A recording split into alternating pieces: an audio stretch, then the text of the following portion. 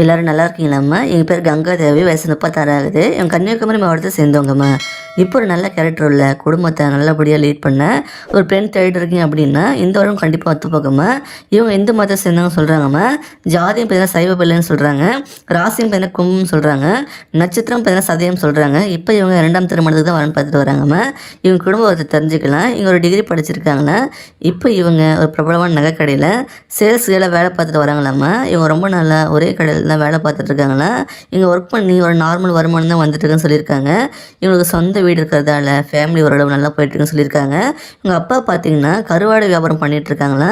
சீசனுக்கு ஏற்ற மாதிரி வருமானம் முன்ன பின்ன வரும்னு சொல்லியிருக்காங்க. நல்ல வருமானம் வரும்போது சேர்த்து வச்சு வருமானம் இல்லாத போதை யூஸ் பண்ணிப்பாங்கன்னா.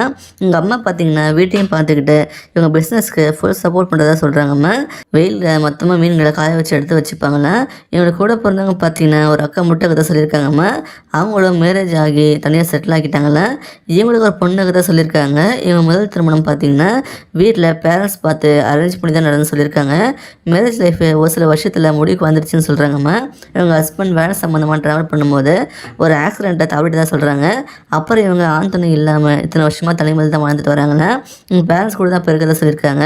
இவங்க பேரண்ட்ஸ் இவங்ககிட்ட பேசி இப்படி லைஃப் போடக்கூடாதுன்னு சொல்லி இன்னும் மேரேஜுக்கு வரன் பார்க்க தான் சொல்லியிருக்காங்க. இவங்க என்ன சொல்கிறாங்கன்னா வரப்போகிற துணை ஒரு நல்ல கேரக்டர் அந்த குடும்பத்துக்கு முக்கியத்துவம் கொடுக்குறாருன்னு எதிர்பார்க்குறாங்க. ஒரு நல்ல மாத சம்பளத்தில் உள்ள வேலையில் இருக்கணும்னு எதிர்பார்க்குறாங்கம்மா. இவங்க இருக்கிற மாவட்டமாக இருந்தால் ரொம்பவே நல்லதுன்னு சொல்கிறாங்க. நல்ல குணமான மாப்பிள்ளையாக இருந்தால் எங்கே இருந்தாலும் சரின்னு சொல்கிறாங்கம்மா.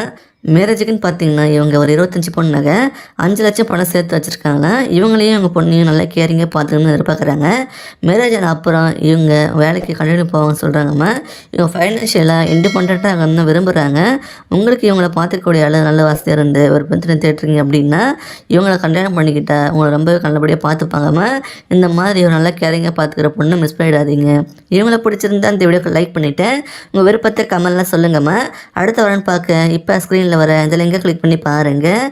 வாழ்க வளமுடன்.